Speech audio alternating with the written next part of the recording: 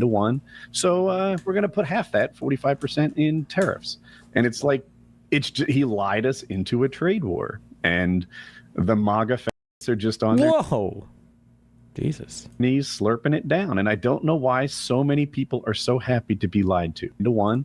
So we're going to don't know why so many people are so happy to be lied to. Are you hopeful that it will return manufacturing and production and jobs? Way, and I'll tell you why. It's because if you're an investor, right, if you put your investor hat on, then you need stability to make this decision. If you're like, you know what, I think that we can replace the humans in textile manufacturing, clothing, and do this with robots and make price competitive t-shirts with Vietnam now that they have a 45% tariff on them. No way would you build that facility. Donald Trump changes what the tariff rates are literally hour by hour. His rationale for what the tariffs are, Canada especially, changes literally hour by hour. I have heard him say it's fentanyl many times. I've heard him say that it's their tariffs many times. I've heard them say it's their food safety standards is the reason that he's tariffing them. I've heard him say that there's like immigrants. He makes up shit all the time. Would you invest $500 million in a textile manufacturing plant, hoping that this stuff is permanent and trustworthy, and that you can use it in your business plans?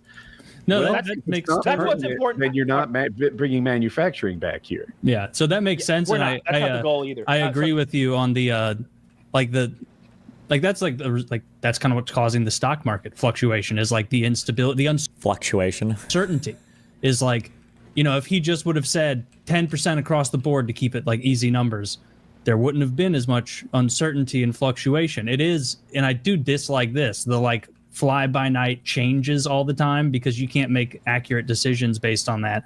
What it should be is just like a set number that's baked into the cake of our economy. Like, this is what it is moving forward, and this way people can make accurate assessments based on what it is. And the goal of tariffs is to bring back more production and manufacturing. Oof. If Kyle and Taylor are even not fully on board, oh no. And so if it was a set number, it would be more likely to do that. Kyle, you are muted. He wants to renegotiate the tariffs that they have on our goods. That's what this is about. He doesn't expect this to be the new norm because it won't work. It just won't work. It's just clearly to put those countries in a hard spot that we can afford to be in, but they cannot. And it's to say to them, do you want to completely remap your economy? Because we're fine without you, Indonesia, but you won't be fine without us. So give us a good deal, and that'll be the new deal going forward. I think that's what's happening. Whether it'll work or not, I don't know. Well, but the hope would be, as far as bringing in manufacturing back, is that maybe after negotiations have happened and they've agreed to something, then maybe they would. But I don't think that textiles is in America's future. I don't think that we're going to be the big textile maker of the 21st century. Everything's robots now. I saw a robot that roofs houses the other day. Do they do robots for clothes? I talked to my mom about this, who's a subject matter expert on sewing, but not robots, and said that something about fabric is particularly hard to get right. You kind of need humans to hold it together. But I don't know. Maybe she's out of date. I would be like shocked if do it. I would think shirts there's not even a human hand laid on like in the process. If I would guess. It depends on what kind of shirt, but I'm just thinking like a plain white t-shirt, like a Hanes t-shirt. I bet there ain't no people in there doing anything if it's made in the Western world. Oh. I was like, I really thought it was the cheap labor that was the whole foundation of the textile industry. I bet there's probably some poor fucking Indonesian kid working a giant auto loom or something, some machinery that'll suck. I mean, labor laws are a big reason we can't compete in a lot of, and this isn't me saying we need to get rid of labor laws. It's good that we don't let fucking 11-year-olds into coal mines, but like, your 11-year-olds are soft, Taylor. They yearn for the mines. The children, there's just no way to be like, hey, we're going to make American steel. Oh, we can't really do that because China has a bunch of people with like Saw 4 style explosive collars on them who get blown up if they don't, fill their mine cart with enough stuff by the end of the day. And so in that situation, you need to tariff it. Do you know why? Recovering steel from World War II battleships has become so popular and cost effective as far as getting that new steel. Do you know why they want that old steel? Is it like a Roman concrete thing where like now we're not doing it as good? I don't think they generally want that steel. He's going to bring up the fact that nuclear testing has, I think, caused it's hard to make certain types of really sensitive lab equipment, I think, unless you get steel that wasn't on the planet when the nuclear testing happened. But I don't think, it's not like the steel is worse for like buildings or whatever. I think it's literally just steel used for very, very, very sensitive equipment, I believe. It's not a Roman concrete thing where now we're not able to, it's not that. Okay. Is it something? So the steel is not better than what we have now? Tell us. It has a feature that is better. So before World War II, before the nuclear testing that happened for decades thereafter, all the steel now is radioactive. So if you need to make a piece of machinery that tests for, say, radioactivity, and all the metal that you have to work with to create it is a little radioactive, it's a problem. Especially if you're trying to measure some minute amount of radioactivity for some sort of sciencey shit. So they get that World War II battleship steel up, and it doesn't have any radiation in it because it was made before there was any any nuclear weapons. How many ships could there possibly be? Tons. The Chinese are getting in a lot of trouble because they're stealing other people's ships, and they're full of dead bodies. So they'll go down and they'll get like some Australian battleship. Yeah, they'll go down and like salvage. And then they're selling them at wet markets. The bodies. Fucking pickled Australian livers. Yeah. Oh, you make your cock so hard. Don't you tell us to stop. We've been doing this for thousands of years. No, I don't think so. You make you masculine, like American GI in World War II. Oh, speaking of American GI World War II. Joey, I don't disagree that certainly the textbook expectation for free trade is that tariffs are bad, but I also think that's in a bilateral sense. There's a game theoretical concept where if you have a unilateral tariff system, it is taking advantage. So you restore it with a bilateral tariff system, and you know tariffs are bad for everyone. So you can either have side A re-tariff side B, or side B removes their tariffs. So you have to tell that to the people that initiated tariffs in the first place. Oh, Isaac, yeah, I'm about to experience that too. He says it's impossible to actively trade when a toddler's running around. Well, you and I probably trade differently too. So, I mean, I don't like trading, to be honest. Our son is going to be the greatest computer programmer who ever lived. Listen, if he wants to be a computer programmer, that's fine. If he wants to be an investor, that's fine too. If he wants to be a Super Bowl winning quarterback, that's fine. It's up to him what to be. No pressure. Be CEO, I can accept that. It's not great. It's not perfect. But, if he wants to be a doctor, well, we're going to have a talking to. If he wants to be a lawyer, he's not my son. Small loan of $1 million. I think, listen, I mean, capital finds you. I mean, that's the funniest thing. So people think like... Why would I link this? Access to capital is so important. It is not. It's not hard to find capital. You have talent, capital will find you. Doesn't matter if it's your family or not, Trust me, the family members are not stupid. Sometimes they're the most vicious. Mr. Secretary, nice to have you on again. Are these economic experts I just cited wrong in your view about a recession? I think they're not counting the factories that are going to be built. President Trump yesterday announced $5 trillion in domestic commitments to build factories in America, right? Remember, domestic production, GDP. People forget if you buy a Toyota that's made in Japan, that's not domestic production. That's just a lie, by the way. That's just a lie. There are many stages in manufacturing. It could be that for particular vehicles, last stages of manufacturing or parts of the manufacturing process are done here. Just because something or some parts originate from another country doesn't mean that there's nothing done in the United States. But production is factories built here. So you've got $5 trillion committed to be building factories in America, and that's going to drive growth. If you divide that by our $30 trillion economy, that's a whole lot of growth, and you're going to get that starting in the fourth quarter, and that's going to drive this U.S. economy because it's starting in the fourth quarter.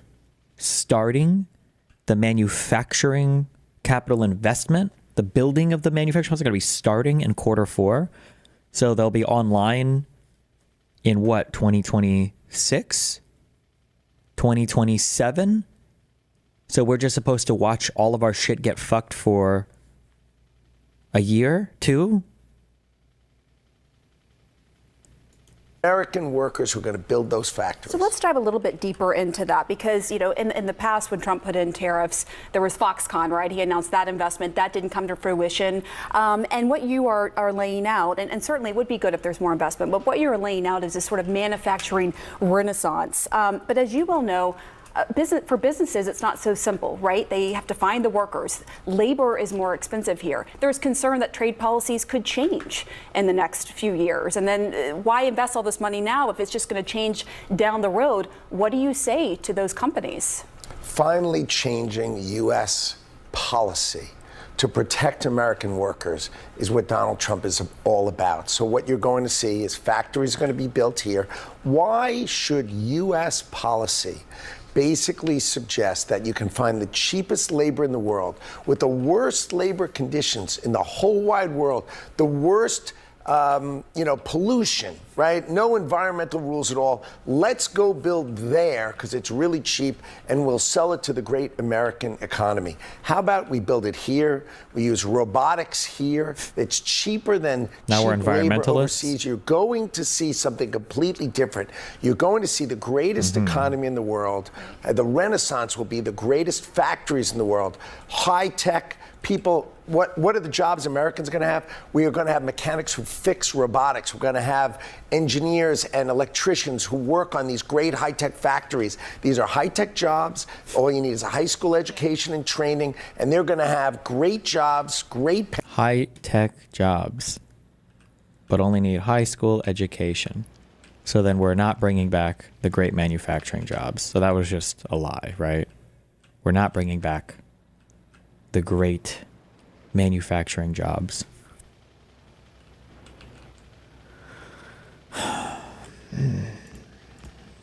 Paying, and this is who Donald Trump is going to build for. And I understand this is your selling point, but companies right now, I mean, they're just not buying it. They don't want to risk putting all this money into doing what you said, especially when you're looking at a future of AI and automation doing a lot of the things you just lay out. How does this concept of bringing back this manufacturing renaissance in the U.S., which might be a noble endeavor for sure, square with the future of AI and really looking at that? No, that's the whole point. So you imagine what you're talking about is all these companies who have their manufacturing in the cheapest labor market in the world. Yes, you've said that. Right, and the least environmental rules in the world, and they're being celebrated. And the time is to have those great companies who are great designers of products for America, bring it back to America. Use robotics, use factories in America, and they're all committed. That's what the $5 trillion is. Apple. All those high schools, by the way, that just lost funding from the shuttering of the Department of Education, by the way, they just lost 10 to 15% of their funding from the Department of Education. Committing. Remember, Apple last time, they got an exemption and they didn't build. Right? This time, there are no exemptions. They're going to build in America. These high-tech factories are going to come to America. Remember, with NAFTA, we lost 90,000 factories. It's time for those factories to come home. It's time for the American workers to get employed. And it's time for Donald Trump to take care of them. Finally, someone is going to take care of the American workers, and his name is Donald Trump. Right. And certainly, we're going to be tracking this, and I'm sure the administration will, to make sure that they actually follow through on what they're saying they're going to do. But in the interim, this takes long. Unraveling globalization takes a long time. This isn't just an overnight fix. And in the interim, prices will go up.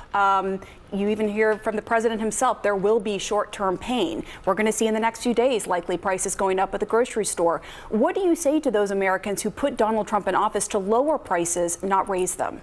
So energy prices That's what down. They say. Interest rates down. Right, Your mortgage costs down, right? These things are energy, the price at the gas pump.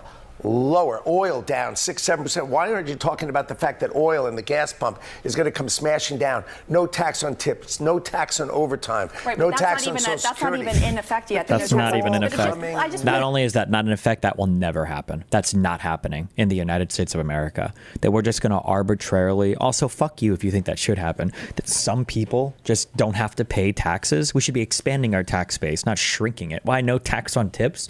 No tax on overtime? What, this is the most retarded shit in the world. These are all coming now. Because as you well know, Secretary, a lot of Americans put Donald Trump in office because they were unhappy with prices at the grocery store, right? They didn't feel like Biden did enough. They put Trump in office to fix that. In a few days, we're about to see prices go up at the grocery store. What do you say to those Americans? I don't think that's going to happen. You don't the reason think, it's going to happen, it won't happen? watch. No one can guarantee anything, but that's very nice. Thank you. I wish I could guarantee whatever you'd like. But the fact is, wait, let's take one moment. Wait. You asked me a question. Let's go through it, okay? Our farmers are blocked from selling almost anywhere. We can't, 1.4 billion people in India, and we can't sell them corn.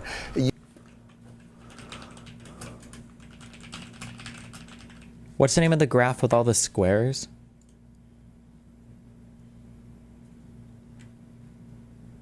Does anybody know what I'm talking about?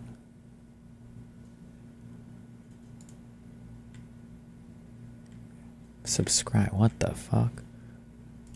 If I want to see like top U.S. exports, I guess. Or I want to see like all U.S. exports. Do we not export any agriculture in the United States? Is that true?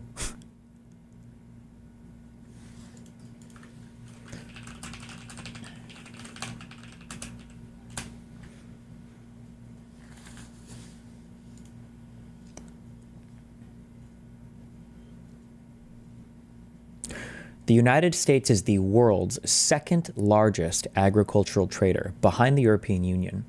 U.S. agricultural exports and imports increased significantly over the last 25 years due to the economic ascension of many emerging economies, as well as the implementation of foreign and domestic policy that expanded U.S. access to foreign markets. Over the same period, the geographic product trade shifted as rising incomes, growing supply capacity of emerging economies reshaped global supply and demand for agriculture. U.S. exports of bulk and high-value commodities. This is all agriculture. And so it has only increased over time. Also, processed products. Look at this. This is your, I'm guessing this is your highest value add stage as well. Semi-processed is down here. Raw products down here. Processed products. Look at that. Huh. Crazy. My face when I just lie. Europe won't let us sell beef. Australia won't let us sell beef. Why? Hormonal chemicals. Yeah, no, that's not why. It's because they want to just protect. I know. They want to say, oh, what, the seeds are different, right? Other people in the world are using seeds that insects. Come on, this is nonsense. This is all nonsense. What happens is they block our markets. When we open those markets, our volumes grow. Our farmers will thrive, and the price of groceries will come down. Let Donald Trump run the global economy. He knows what he's doing. He's been talking about it for 35 years. You got to trust Donald Trump in the White House. That's why they put him there. Let him fix it. I understand. It's broken. Let him fix it. Our $36 trillion deficit, right, is going to ruin our children's lives and our grandchildren's lives. Let Donald Trump fix the American economy. But just to follow up with you, when the first time he did tariffs, we did see prices rise on products that were tariffed. And they needed a government bailout. Goldman Sachs compared to non-tariff products. We had the lowest inflation ever. Well, inflation is just one thing. Sector went into a mild recession in the fall of 2019. What gives you so much certainty? And by the way, this is more aggressive and the economy is in a different place. I'm sorry, what channel is this? Forbes? Oh my God. She's bringing out facts and figures, and she was careful to target a year prior to COVID, so they couldn't blame that. Oof. What gives you so much certainty? And by the way, this is more aggressive, and the economy is in a different place with inflation and consumer sentiment. What gives you so much certainty that this is going to work and that this isn't going to hurt the everyday American? The largest tariff and trade barrier country in the world is China, and they don't have inflation. So these things don't occur the way people suggest they do. I have no idea if that's true or not, but I wouldn't trust anything this guy says. Trade for the benefit of America. These people have all been living in our house. They've been driving our car. They come by and visit, open our fridge, and eat our food whenever they want. They've taken advantage of us. Today was the day. Oh, wait. I'm sorry. This is hosted on Forbes, but it's a CNN interview. Okay. The beginning of saying, I'm sorry, you can't just live for free off of us. You have to pay. And what's going to happen is the United States of America will get stronger. Our economy will grow much, much faster than the rest of the world. All right, right? If you were going to say we have to where we're going, you're not going anywhere because we're going to where we're going is our markets are going to be up.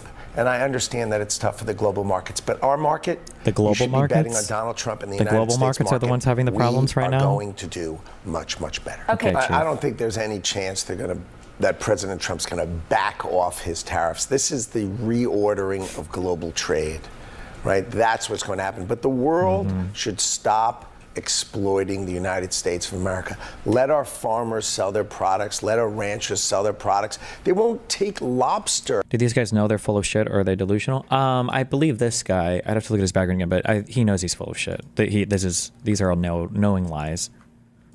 In Europe or the UK. I mean, why won't they take American lobster? Now. They do. They didn't for a while, but now they do. They don't, because Downing Street said they're going to start, if they change their trade policy, they're going to start having lobster dinners in Downing Street. Yeah, that is true. This is a great reset. Yeah, dude, the projection is just unreal.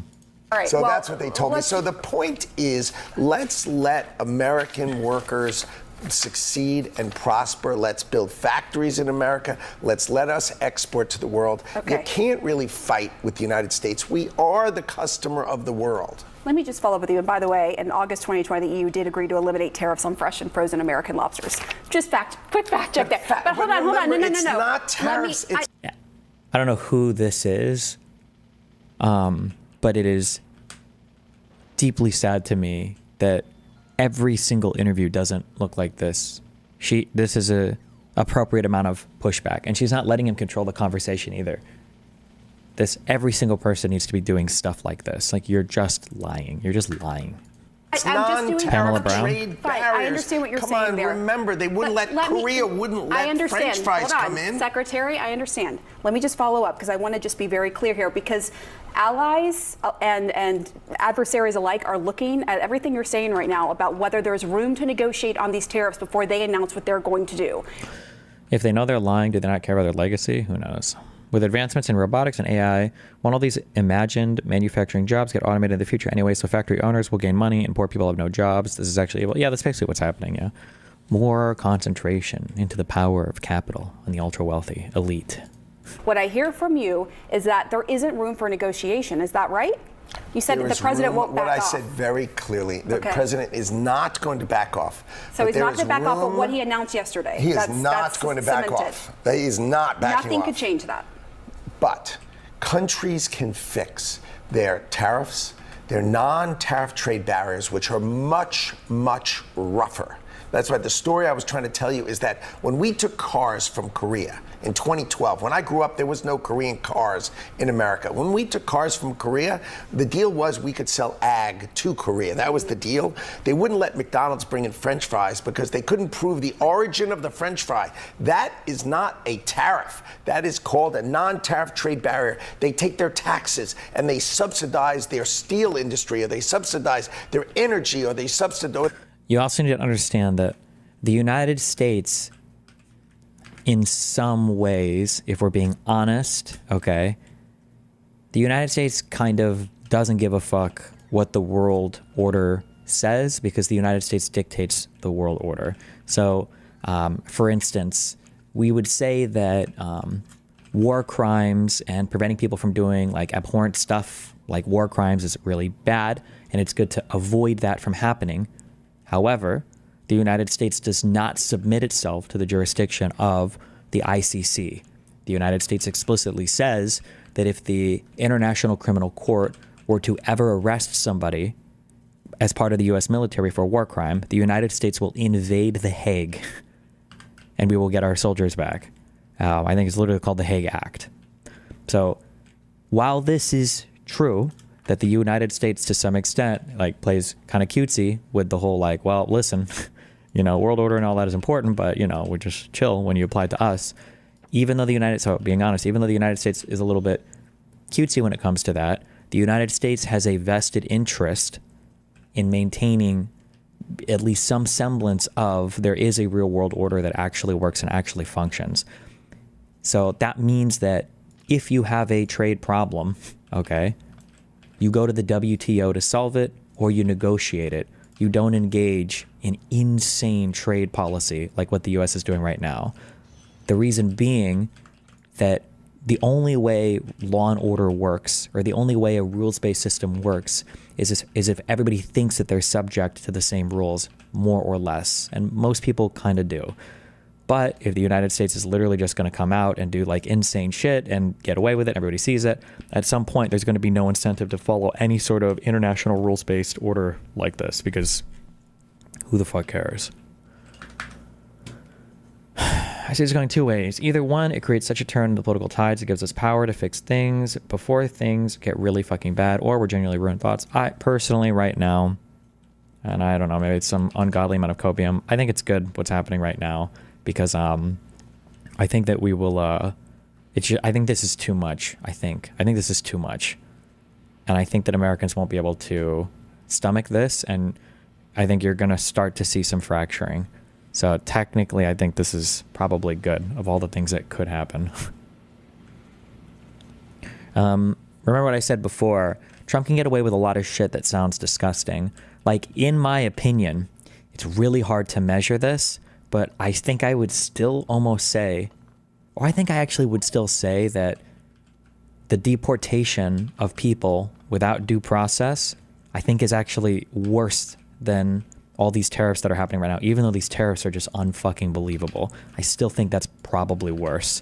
But Americans don't give a fuck about Venezuelans or brown people or law shit because it's too complicated and who the fuck cares, right? But Americans will care about shit like this. So like I said, they're not going to go after Social Security or Medicare because they're going to destroy their electoral chances, because as soon as Americans start to feel the negative effects of this administration, enough will turn. Remember, it doesn't have to be all of MAGA. It doesn't have to be your most hardcore MAGA friends and family. It just has to be a couple points, a couple percentage points of people in the middle or like in the center right. And the problem is that even Ted Cruz, who's like one of Trump's most loyal nut huggers, even Ted Cruz was saying it's going to be a fucking bloodbath in the midterms if this keeps up. Or they give the tax back to their car manufacturer. Right. This stuff has got to stop. America's got to stop being exploited, and you're going to see America prosper. And then, and only then, will Donald Trump make a deal with each country when they've really, really changed their ways. Then so it sounds like he might back off down the road. Yeah, but that's 4 years away, or even 2 years for midterms. You can nuke America's future if these tariffs stay in for even 3 months alone, 2 years. Sure, but there's a chance that we come out of this with people saying like, hey, actually, democracy and everything is actually really good, and maybe there is some value to protecting the system, right? Like after World War II, I think we were pretty chill around the world for a while. Like arguably, the impact of World War II, you can argue was good for a rules-based world order, you know?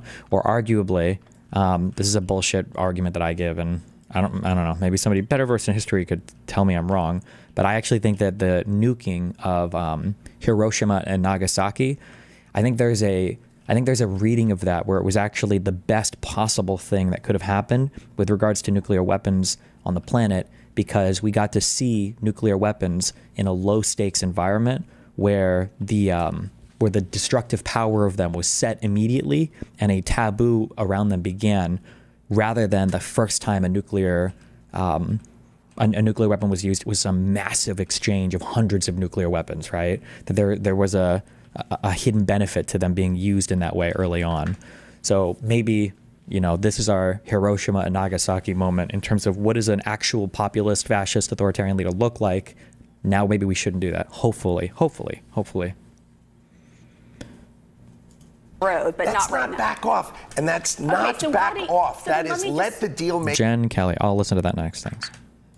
Make his deals when and only if these countries can change everything about themselves, which I doubt they will. Because so he is willing to negotiate then. So he is willing to negotiate with these countries right now, or if they decide to talking. No talking. doing? These countries have abused us and exploited us, as he said yesterday. They need to change their ways. All right, let me follow up with you. Let's see them change their ways. It's going to be a long time. Let's see what they do. Not talking. Okay. Talking is nonsense. Let me follow up, because Germany's economic minister says President Trump will, quote, buckle under pressure if Europe hits back. Given the president's history of making threats and then backing off, why should foreign leaders think? Nancy Pelosi clip supporting tariffs in 1996. I don't even know what clip you're talking about. I don't give a fuck. There are like 50 different ways that I could respond to whatever you're showing that would make it completely irrelevant. One is that 1996 is a lot different than the time period we're in now. Two is I would probably still just disagree with it, so I don't know what that has to do with anything. Three, I seriously doubt she's supporting the insanely broad tariffs like Donald Trump is doing. Four, I doubt she was saying that the president should do these things unilaterally after falsely declaring a state of emergency. Five, I doubt that she's saying that we should give a fake cause for these tariffs like we've done with Canada and Mexico. Yeah, six, I doubt it was with the massive plan of reshoring every single manufacturing. Like, it's just, I don't, whatever you're talking about, I know there's no comparison, so. And he'll stand firm this time. Donald Trump is going to stand firm because he is reordering global trade. Make no mistake about it, America has been exploited, and he is done allowing America to be exploited. And no amount of the exploiters trying to swing harder at us after they've exploited us for all these years is going to change Donald Trump's view. What they can do is they can stop exploiting us. How about try that? And the arrogance of saying, I've taken advantage of you for decades, and not only saying, I understand that you're fixing it, I'm disappointed that the gig is up and I can't take advantage of you anymore, right? And I'm disappointed instead, if you're angry and you fight back to the greatest customer in the world, you're going to lose. We are the sumo wrestler of this world. We are the biggest. Are these Russian bots in my chat? Did you see the viral speech from Pelosi in 1996? Basically the same as Trump, I'm sure. Economy, the biggest customer. Okay. You can't fight back against your customer. Very quickly, the dollar is weakening. Is that part of the strategy here? As you know, some economists say that is what the administration is trying to do here, weaken the dollar. Donald Trump called out currency manipulation. Technically, right, you would think the dollar would rally on this kind of thing. But why is it falling? Because Donald Trump said, stop manipulating your currency. Are you happy? Well, if the world stops manipulating the currency, right, then the dollar gets cheaper. Our ability to export is better. It's easier. I actually cannot believe that I'm hearing this. This is the first time in my entire life I've actually heard somebody say this. And I've said this before. I've argued this a lot in chat, where people think that having a strong currency is always a good thing. It's not necessarily. It really depends on what your economic goals are. A strong currency is good in that it gives you the ability to buy a lot, especially from other countries, but it hurts your ability to export a bit because competing with your own currency can be challenging, right? If I go to fly to Argentina, I could buy a meal for $2. The exchange rate is really strong. The currency is weaker, gives you the ability technically to export a little bit more because now foreign currency is stronger in your own markets, but it hurts your ability to import products. It's so funny because people always assume a strong currency is just better in every single way. That's not necessarily true. However, you never would have heard a conservative or a Trump or anybody arguing that having a weaker dollar is good, but it's funny to hear that economic argument wheeled out right now while they're trying to destroy the world economy. The dollar gets cheaper. Our ability to export is better. It's easier. Our people. So this is part of the strategy. Well, stop manipulating, right? The dollar was just bolstered up by these economies because they were faking it. It's got to stop. We need to be treated fairly. Thank God we've got Donald Trump in the White House. He's finally going to treat America fairly. He's going to finally treat American workers fairly. This is the biggest change you're ever going to see because you have the right guy in the White House doing the right things, protecting American workers. So it is true. It's a strategy to weaken the dollar. It's not a strategy to weaken the dollar. It's a strategy. I love, what was that, the third time that she asked that question? You said she's asking the same question over and over and over and over again. What was her name? This is a good interviewer. Plan. It's part of the plan. It is not a plan. We don't have a plan about the dollar. We don't have a plan. We have a plan about American workers. We have a plan about American factories. And these are all outcomes of stop you manipulating our currency. Stop it. Okay. And if that means the dollar goes back to where it should be because you've stopped manipulating it, it makes sense to me.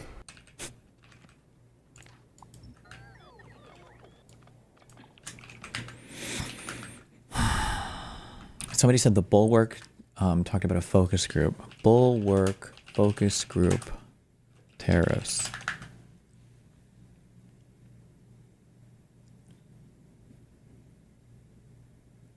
Is it this one? Hey guys, we've got a great doubleheader for you today. Mallory. I don't know which one their focus group ones are normally.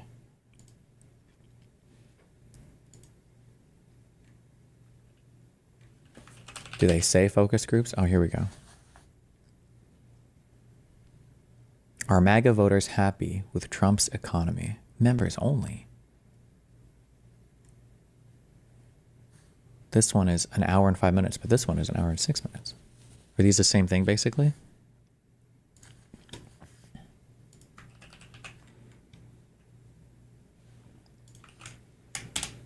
Hey guys, I'm about to bring you my excellent conversation with new Bulwark. Hassan is interrogating an Iranian taxi driver. Like in Iran? Or in any store.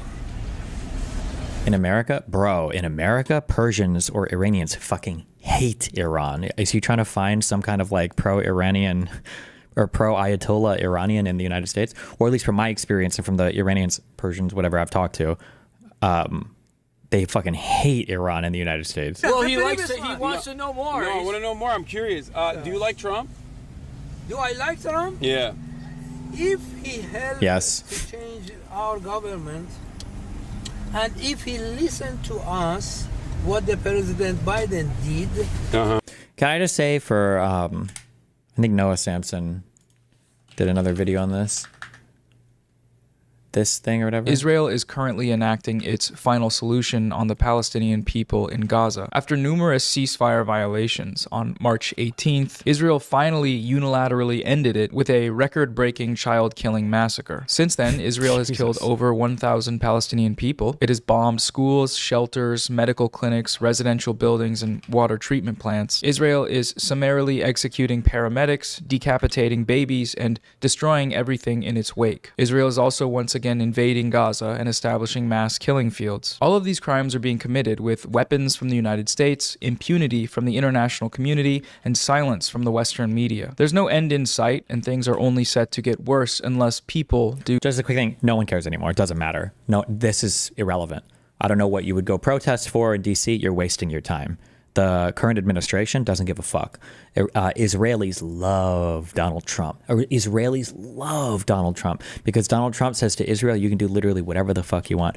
Donald Trump read the Nazi criticisms of American presidents in Israel, and he said, oh shit, I should do all of that.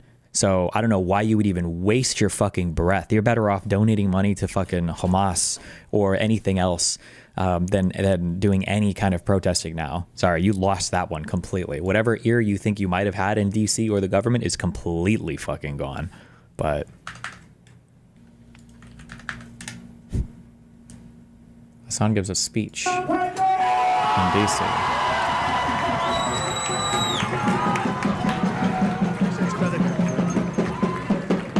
It's so unhinged. Does he even cover U.S. politics in his stream, or is it literally just this obsession with the fuck America pro-Palestinian stuff? Is that all he does? Whatever. He does. Okay, that's good at least. That's going to be a hard one to follow. Wow. I love you too. That's why I'm here today, to speak about love in some ways. I feel so emboldened and so galvanized seeing so many people out here demonstrating for a free Palestine.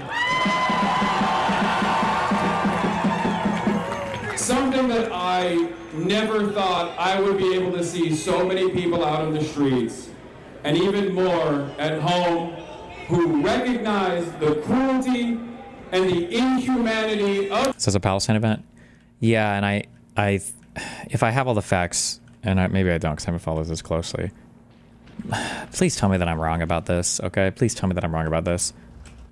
Is it the case that there are a bunch of protests today that were supposed to be about the Trump admin that are being organized over the U.S. and they decided to organize this one just to do Palestine on D.C. Is it? Yeah, this is fucking disgusting, dude. I fucking hate these fucking people. Of the Zionist regime and the American government's unconditional support for Israel's genocide of the Palestinian population. Now, I've spoken on this matter every single day, as have you, so we've said everything that must be said 1,000,000 times over. So I'm going to keep it short and sweet, also because I didn't really prepare for a speech, I'm sorry. What I want to say is this. Right now, this Trump administration has severely escalated the erosion of civil liberties for all Americans. Every single one of us. You have people getting black-bagged in the street, disappeared, for the crime of speaking the truth. And that is precisely the reason why you demonstrating here matters. We must never allow these fascists to take away our voice, even if people don't recognize, even if people don't understand that one day they might be the ones who get black-bagged and sent to a slave labor colony in El Salvador without due process. We will fight for them too.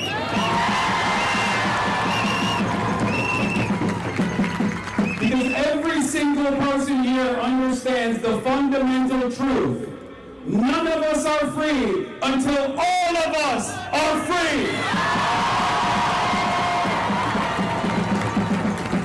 So I want to end with that and say, free Mahmoud, free Humeira, free all of the political prisoners. From the river to the sea, Palestine will be free. Your voices will not be silent. Absolutely, simply epic. Thank you. Oh, he's got his cafe on and everything. Good job, guys. Thank you, Hassan. How are folks feeling? Are we ready to march on ice? All right, we got 2 more speakers, so I want y'all to hold tight. But before I introduce our next speaker, I want to let you all know that we just received an appeal from the Palestinian General Federation of Trade Unions in Gaza, who have just shared on the eve of International Workers' Day to join and expand the campaign targeting Israeli companies and their supporters, including MERS and ZIN. MERS and ZIN? Is that what you said? Earlier, I mentioned Maersk's role in transporting military cargo to Israel. But I want to be abundantly clear. It is not Maersk alone. Maersk. We cannot leave out the other complicit companies and entities, whether logistics or otherwise, that are shipping military cargo and weapons to Israel. We know that the United States is sending the majority of the weapons dropped on Gaza. And we've heard about the companies. Maersk is a shipping company from Denmark. Gotcha. Boeing, Northrop Grumman, General Dynamics, I just want to say I don't want people in America to forget about BLM. I don't want people to forget about black people. I don't want people to forget about the millions of black people who are incarcerated. 45% of black people in America are incarcerated. Free black people, free Palestine, free Sudan, free Elim, free Papua, free the Tamils, free everybody. Allah Akbar, al-Mutabita, al-Mutasayir, labbaik ya Hussein, labbaik ya Hussein. Allah Akbar, Allah Akbar, Allah Akbar. Allah Name and shame every single company, logistics and otherwise, that is complicit in transporting military cargo and weapons to the genocidal state of Israel. Thank you. Sure, but we gotta go after. Our next speaker is Esmahan Abdullahi. We'll be at the march. We'll be at the march. Of Muslim organizations. Please welcome Mr. Esmahan. We ready for an interview for about 2 seconds? Yeah. Time on it.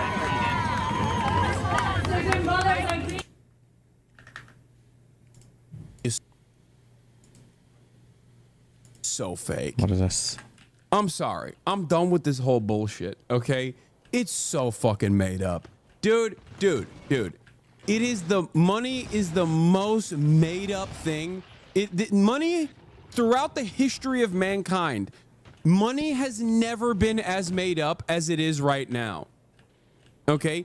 $2.5 trillion in value wiped out overnight, and your day is the same.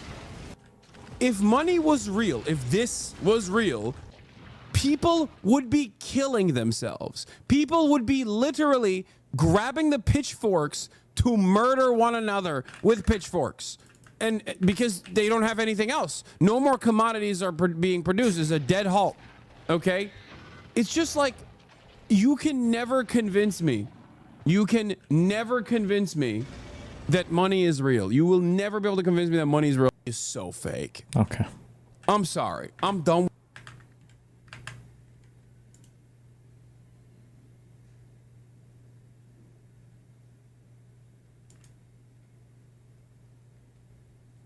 One of these men did not attend the inauguration.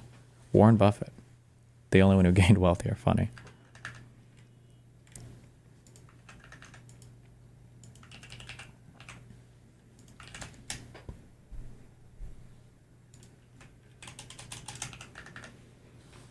A well-respected MMA coach from Australia was detained at the U.S. border, thrown in a federal prison, and ultimately deported. Federal prison, arrested for too much knowledge in MMA. I arrived in America excited, ready to coach my seminar. It was supposed to be a great trip. Instead, I got stopped at the border. Immigration pulled me aside and took me into an isolated room. The officer interviewing me looked like he was looking for something wrong. It was obvious why I was in the U.S. I gave him every specific detail about my seminar, my plans, everything. They kept me in the room for 3 hours, asking endless questions. I was collaborative. They told me there was a mistake with my visa and that they were taking me to jail until they figure out what's next. They gave me jail clothes, fingerprinted me, took photos.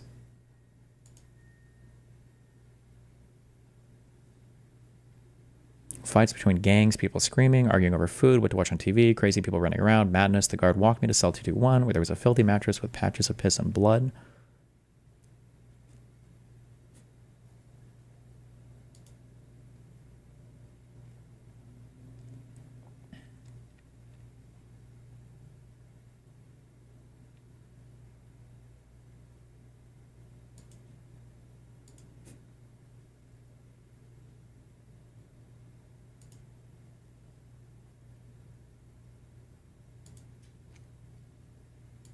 Jesus.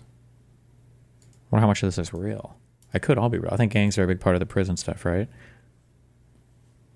Kind of unrelated, but I think it's funny. I remember hearing Joe Rogan in 2010 complain about the horrors of the Bush admin, about Gitmo and the crazy draconian shit they did to people. Now he supported and helped bring this kind of shit forward to the point that people in his own industry are getting fucked up. Damn. Do you remember when Omar was going to get knifed by those two dudes in jail?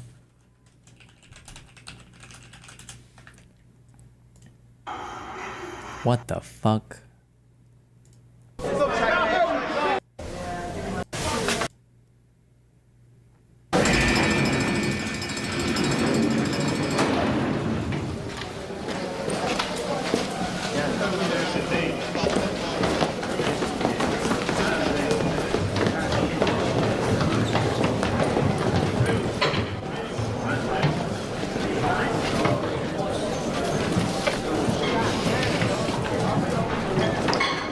Oh wait, this is after. These guys showed up, but they're cool. Butchie sent them. Butchie sent us.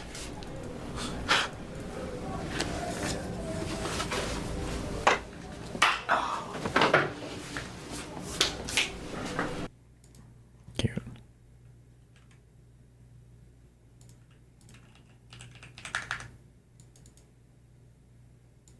That guy ended up being one of the best characters, even though his screen time is limited. This big dude. You know who was a really cool dude? Was the cheese guy. I thought he was a cool dude.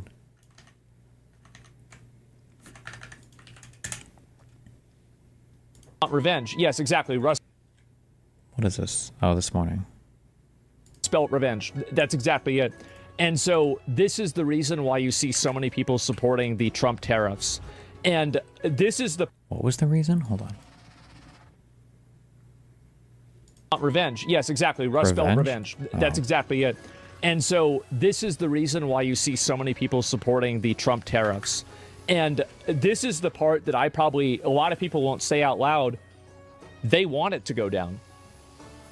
Wait, I'm so sorry. I'm so sorry. I'm so sorry. I'm so sorry. I'm so sorry. I'm so sorry. Hold on. I'm so sorry. Okay, ordinarily I don't care if people character assassinate me or misquote me or take me out of context. Whatever, that's fine. Okay. I'm so sorry. Please don't misquote me and don't do it on this one though. I misspoke when I said cheese. Fuck cheese. That guy was a fucking piece of shit. I meant Slim Charles. That dude was always cool throughout the entirety from the start to the finish for The Wire. Slim Charles was cool. Not cheese. Fuck cheese. Okay. My bad. My bad on that one. So many people supporting the Trump tariffs. And this is the part that a lot of people won't say out loud. They want it to go down. They think fuck. A lot of people won't say this. I'm just going to start saying that before everything from now on. Nobody will tell you this. A lot of people aren't talking about this. Meanwhile, Benny Johnson and everybody else and Trump is literally saying there's going to be short-term pain. Lutnick is literally saying there's going to be. No one will talk about this. Meanwhile, everyone is talking about it. Link me the conservative woman again.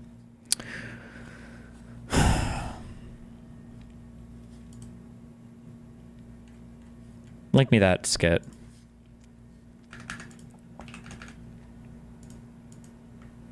I believe there's long been a culture of people going between countries to attend seminars and scientific conferences and other stuff that is technically work and not getting proper work visas for it.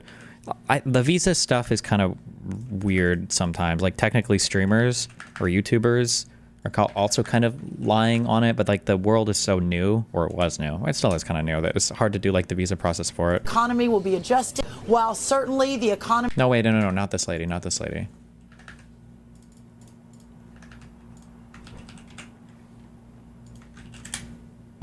Look, the fact, which doesn't care about your feelings, is that online and in the media, conservative voices are being silenced. I've said this before. I said it on my YouTube channel. Conservative voices are being silenced. I said it on Joe Rogan. Conservative voices are being silenced. On the Jordan Peterson Kayak podcast, conservative voices are being silenced. I said it on Tucker Carlson. And Tucker, we know conservative voices are being silenced. Twice, actually. Like I said last time, Tucker, conservative voices are being silenced. That is exactly right. And I said it in my New York Times bestseller. Conservative voices are being silenced. It's a point I have to make over and over because conservative voices are being silenced. In fact, you won't even use this footage. Actually, we will. Bob, we both know that's not going to happen. Yeah, my name is James. Whatever, Bob. It's a parody, it's not real, but I mean like it's real, like in that every conservative does this. Like you're not allowed to talk about this thing that every single conservative has been fucking incessantly talking about and won't shut the fuck up over forever.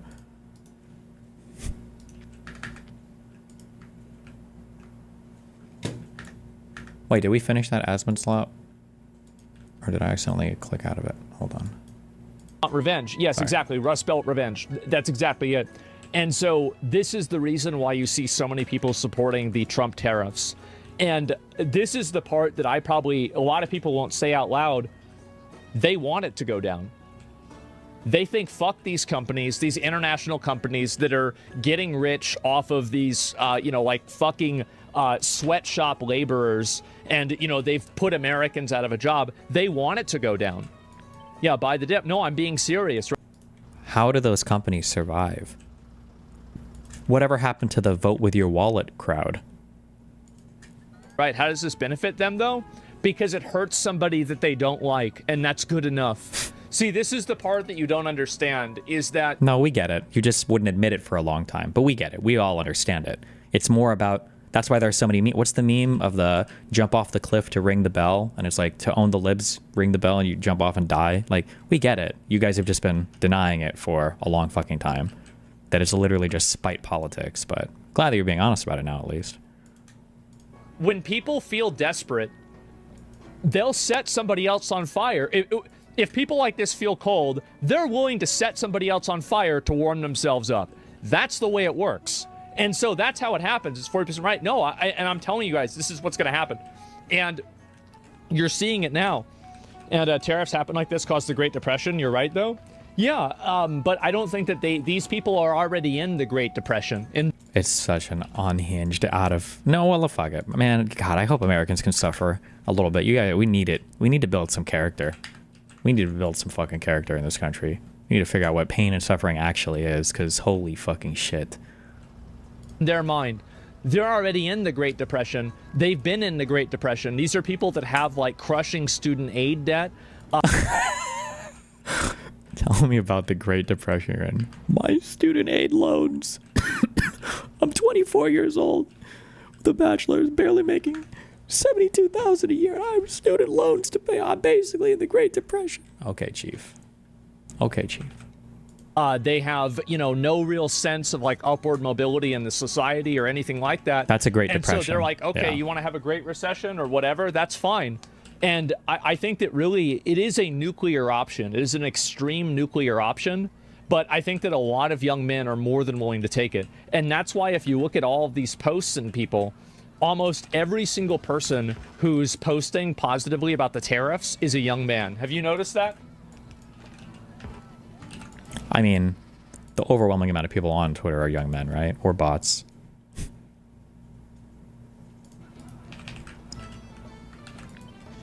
Because I've been reading about this a lot. I've been reading about trying to figure out, like, what the fuck is going on here.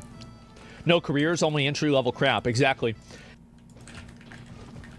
No careers, only entry-level crap. Hello, you're an audience of young people who just got your degrees. Of course it's only going to be entry-level. Like, you're entry-level. You are entry-level.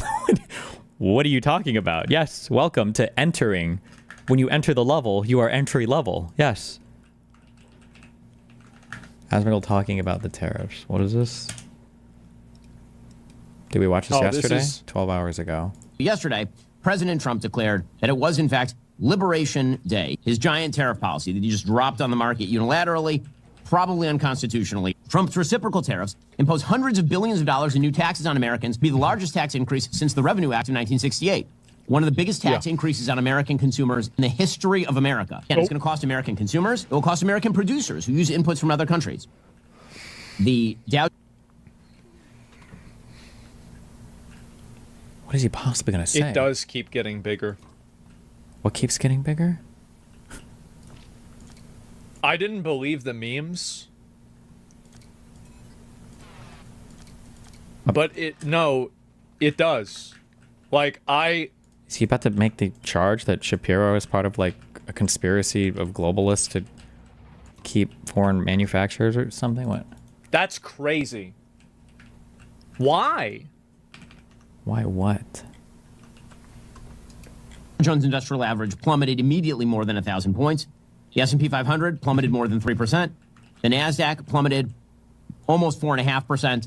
There are real-world implications for this sort of stuff. Trade wars are, in fact, not good and not easy to win, particularly if you don't actually have a plan. Mm-hmm. It is predicated on a bad idea of how international trade works. A fundamental misunderstanding of trade deficits. Trade deficits they're an accounting procedure. Trade deficits have pretty much nothing to do with the health of an economy. I can name you a period in American history where there was a fairly large surplus in America's balance of trade. The entire Great Depression. Oh. So this is the reason a lot of people have noted, like, the Daily Wire is laying a lot of people off. And I think one of the big reasons why a lot of these, like, traditional spaces like this are having problems communicating with the public is because they've become the mouthpiece. They've effectively become the authoritarian ruling class. And I think what happens with a lot of people, and this is what happens with politicians too, is that politicians initially go into a into a job, and I think media, this is the same thing that happens, is that they initially go into the poll. Yeah, exactly. It's a good poll, right? And so they go into the media and they have good intentions, but over time they become the the norm, right? The average. And so I'm not voting on that one. Yeah, exactly. And so I feel like the reason why people like Ben Shapiro, like, apparently they're having to fire people and they're losing relevance, is because this messaging doesn't resonate with the average person, and the average person that's looking to consume media on the internet isn't looking to hear about like a top-down perspective of like the 1% ideas of the stock market. Yes, the stock market is just only for the 1%. It's only the 1% that cares about, you know, the stock market. True. That's the reason why. I'm an average American. I don't care. Yeah, exactly. And but he's not wrong. I think that you can be right and still lose. Like winning, like being right doesn't mean that you're going to win. Now, usually it does, but it doesn't always mean that. How long until Republicans mutiny against Trump when they start losing a lot of their money? Never, bro. We love Trump. I think that will only happen if they lose control of the narrative to the public. Because if the public feels like basically the important thing for them to do is to make sure that they have a consistency of making the public believe that it's hurting the upper class more than it's hurting the working class. Can you answer that seriously? Answer what seriously? As long as you can maintain that perspective and people think that, they will be okay with the tariffs and they'll be okay with the stock markets going down. So that's it. When Trump seizes when Trump seizes your... What would it take for Trumples to turn on Trump? Oh, I have. The core fan base will never turn on Trump. But for, I think most people, I think that when you feel something, when you feel a pain that can't be explained away because it's actually something that impacts your life, I think that those people will turn on Trump. It doesn't have to be a lot, just a few, and you're electorally unviable. And I think that the stock market thing will definitely should be that, I think. So we'll see how it goes. Your funds, will your opinion change? Let me ask you something. What do you mean by that? So like, do you think he's gonna like go into my bank account and then like opinion change? This is your going down. So that's it. When Trump seizes when Trump seizes your funds, will your opinion change? Let me ask you something. What do you mean by that? So like, do you think he's gonna like go into my bank account and then like delete the money from my bank account and then put it in his bank account? Like, what do you mean by this? That was a joke? Okay. All right, let's move on. There's a lot of people that say stupid shit and they're not joking, so I'm not sure. Okay. Yeah, but the only person who wins is Trump. U.S. citizens will lose. Yeah, I mean, sure. But, like, I'm just telling you, like, that's the way that people will see it. Okay. That's it. Like, I don't know what else to say. And I'll see if there's anything else to look at and find here. And, man, it is pretty fucking crazy to see this happen. Especially, like, how extreme it is. Do you see a drama over Schedule 1 developer being sued by studio? No, I didn't see that at all. And, bro, it's always Trump is going to make the rich richer, and now he's going to take your money. You got baited is actually wild. Well, I didn't get baited. The guy just said something stupid, and I reacted to it. That's not even my fault. That's not getting baited, right? That's just how it is. So, yes. Let me see if I find a few more of these. Down about 8% those problems, but what's also indisputable is the markets are down about 8% in just 2 days, and I'm getting all kinds of reaction from businesses, farmers in Wisconsin that are highly concerned about what's happening. So those are the facts. I don't know, all I can really do is kind of report to the reality to the administration, let them know, how these actions are impacting my constituents, those problems. Yep, that's right. It'll be awful for farmers. Yeah, Trump's also trying to tank the 10-year treasury with us needing to refinance $11 trillion in debt. Well, I'm not sure about that.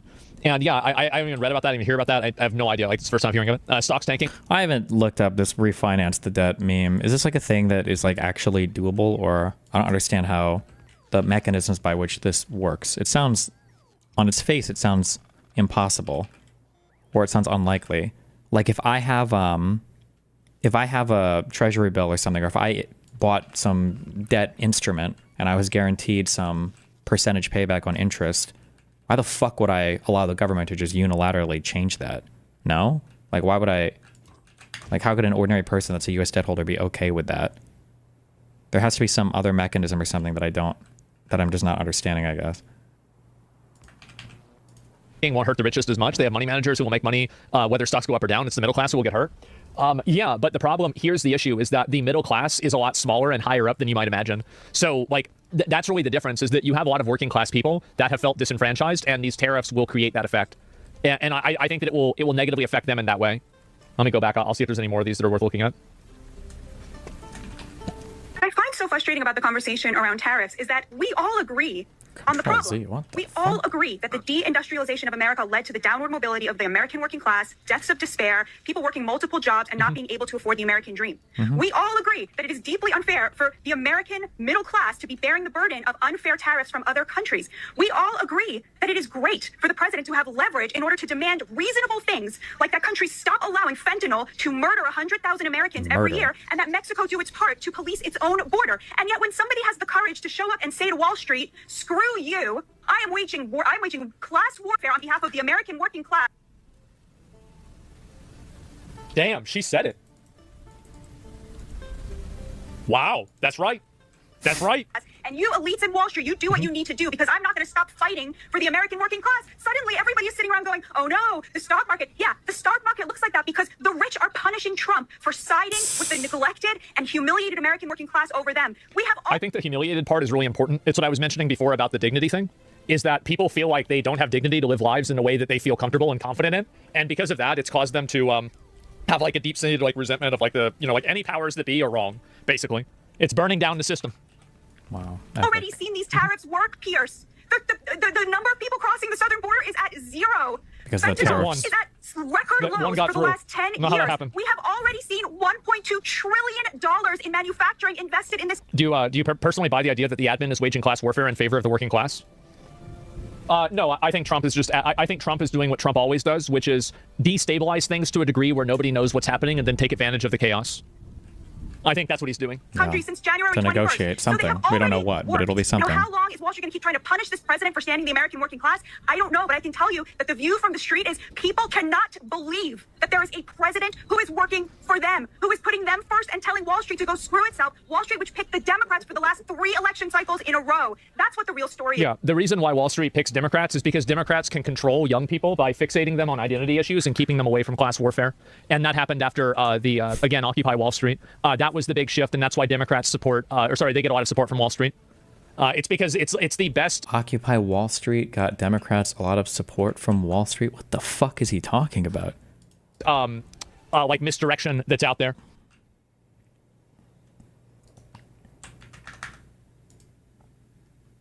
Okay.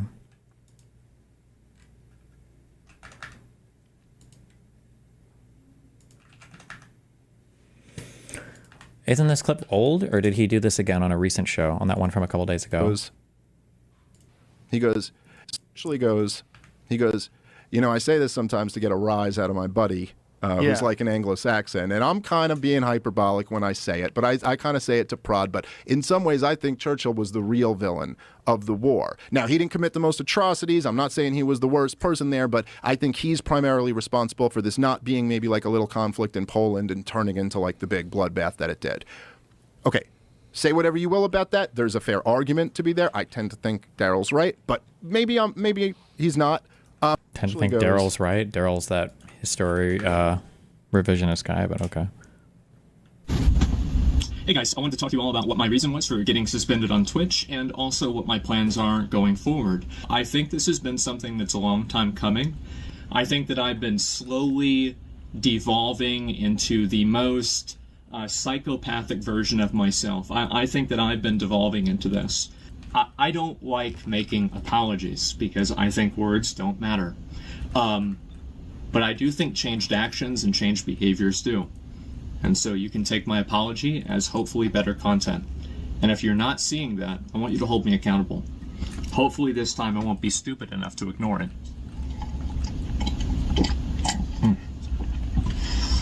Mouth is pretty dry. Anyway, I'm just going to focus on myself for a while, try to improve my own life. You guys deserve a much better version of me than what you've been getting. And I hope that I can live up to that in the future.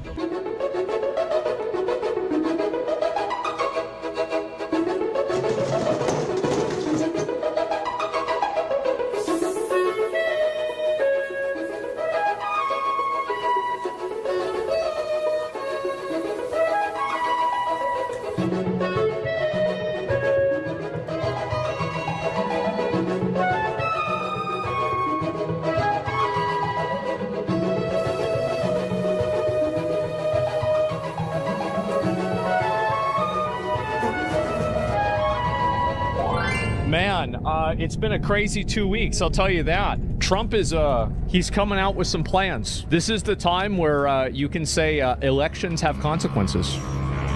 We are in for 4 years of some of the best content that I think we've seen in a long time. So like they're doing this thing with like these deportations where they bring in like celebrities to deport people, and it made me wonder, what is the probability that Tom Homan would let me go with him dressed up as Ash Ketchum with watching them do deportations? Yeah, exactly. That'd be really good content. It would be. Your statement about not voting to disadvantage yourself is really blowing up on X with strong support. Well, of course it is. Of course, it's just a logical perspective to have. Now, there's a bunch of emotionally unstable retards on the internet that like to distort reality. But no, of course, I'm not going to vote for somebody who's going to say that someone else is going to have a privilege that I can't have. Why the fuck would I ever do that? That's the most retarded thing you can imagine. So, no, of course, that's, like, I mean, why don't I just vote to have somebody shoot me? Holocaust is a lie? I am, guys, I'm not one of these Holocaust deniers. I think the Holocaust probably happened. I think probably 99% certainty it happened. Did Nazis burn books on gender sciences? They did do that. It's a bit of a miss. Like, my understanding is that they burned them not because it was gender stuff, but because it was written in Jewish and not German. Look at this. People wonder, are tax dollars used to promote wokeness in video games? Answer is yes. USAID paid Politico millions of dollars a year to write pieces like this one, which promotes diversity and describes Gamergate as disinformation and harassment campaign. So this is the thing, guys. I want these people to suffer because that's what they did to me. Get rid of them. Make an example of them. Say, listen, this is what happens. Gamers rise up. What goes around? Yep, what goes around comes around.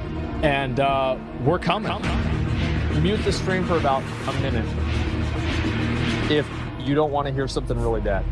So I walked down to the store the other day, and I could tell that the back of my pants, my dick and balls, was getting a little bit too cold. Now, that doesn't happen a lot. And I look and I realize part of the back of my sweatpants had been eaten away because we had a rat infestation in our house. And one of the rats had gotten trapped in my room, and it had eaten, I guess, sweat and dried cum off of the back of my sweatpants, and the entire back of it was gone. Is this a real clip? Nah, incel attitude? Well, I guess I'm an incel. And I think everybody else should be too. And if there's enough of us, we can change the rules. And I think that's what we should do. Do I want my tax money going towards litigating people that like lollies? No. I think that if you're in this country and you commit any crime that's worse than jaywalking and you're not a citizen, I want you deported. Yep. Get the fuck out. People used to bring their families to watch lynchings. People are more than willing to do something that's horrible if they think that they're doing it for the right reason.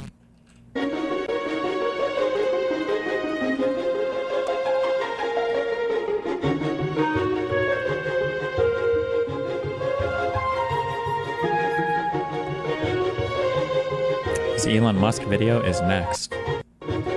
Wow. Stock market has lost all of the gains it has made over the past 708 views. Why'd you even link this to me?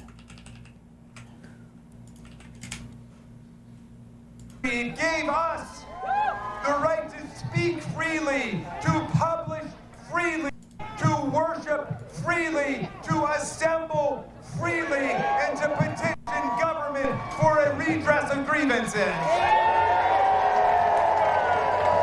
As Dr. King said, we've got the right to protest for what is right without being arrested, deported, or fired. We got the right to read the books we want, including 1984 and The Handmaid's Tale, even if they now belong in the nonfiction section. We've even got the right to call the president deranged for crashing our economy, destroying $6 trillion of wealth and turning my 401k into a 201k.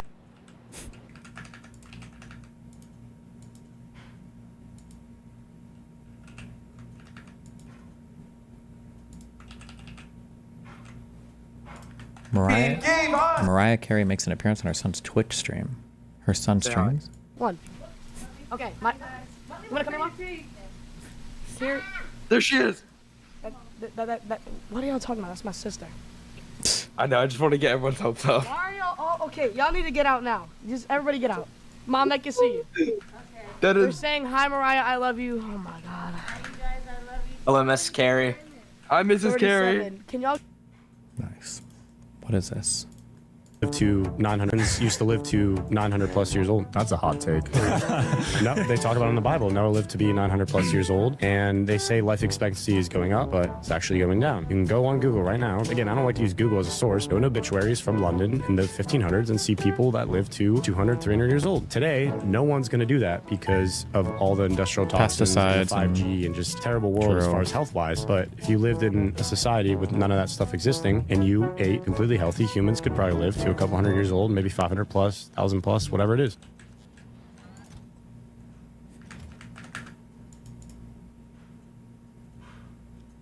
Why do you ignore a vid just because it has low views? I linked you a vid from a good economist. Well, I mean, what if he's just going to agree with us? I don't know what's the point of watching it. I mean, he's disagreeing with us, then it's a super low vid. Why not find something more popular that has more traction to respond to?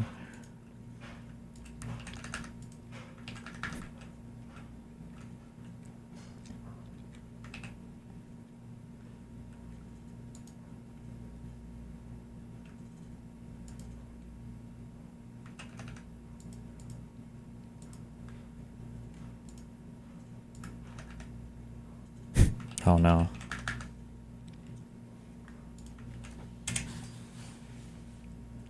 Oh, deleted. GameStop CEO before and after Trump's tariffs. One more super relevant Asmon moment. And this is the reason why, again, a lot of the people that are supporting these tariffs are young people, especially young men. The stock market's crashing? Yeah, and they don't give a fuck about that. It's fake money anyway. That's the reason. Okay, bozo. No. See, you might not understand. This is what I was saying before. Again, do you see how all this fits together about how, like, they need to, like, bring back some form of, like, neo-feudalism or, you know, like, have a depopulation effort or something? Because, like, you're going to have so many of these people that inside of a democratic system, they will outvote you and cause problems. I just, like, I don't think people understand what's coming. They really don't. Why would we give a fuck about that old rich fucks that are losing money? Exactly. And these are people, and you know who really cares a lot about stocks? Two groups of people care a lot about stocks. Old people and number old people. Number one is, you know, obviously rich people, and number two is old people. So with you, when you have a group of people who think that boomers have fucked up the economy and they hate boomers, and now you have a system where basically boomers are getting absolutely fucked. Just so you don't get, like, confused by dipshits like this, like, old people are not happy with their 401ks being destroyed. You might see weird young people online saying they're okay with it, but people that are in retirement or nearing retirement are not okay watching their portfolios get fucking dumped.